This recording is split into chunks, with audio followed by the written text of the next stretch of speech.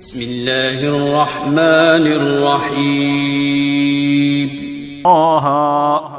ما أنزلنا عليك القرآن لتشقى إلا تذكرة لمن يخشى تنزيلا ممن خلق الأرض والسماوات العلى الرحمن على العرش استوى له ما في السماوات وما في الأرض وما بينهما وما تحت الثرى وإن تجهر بالقول فإنه يعلم السر وأخفى الله لا إله إلا هو له الأسماء الحسنى وهل أتاك حديث موسى إذ رأى نارا فقال لأهلهم كثوا إني آنست نارا لعلي آتيكم منها بقبس أو أجد على النار هدى فلما أتاها نودي يا موسى إني أنا ربك فاخلع عليك إنك بالوادي المقدس طوى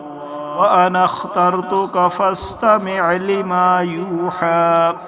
إنني أنا الله لا إله إلا أنا فاعبدني وأقم الصلاة لذكري إن الساعة آتية أكاد أخفيها لتجزى كل نفس بما تسعى فلا يصدنك عنها من لا يؤمن بها واتبع هواه فتردى وما تلك بيمينك يا موسى قال هي عصاي أتوكأ عليها وأهش بها على غنمي ولي فيها مآرب أخرى قال ألقها يا موسى فألقاها فإذا هي حية تسعى قال خذها ولا تخف سنعيدها سيرتها الأولى واضمم يدك إلى جناحك تخرج بيضاء من غير سوء آية أخرى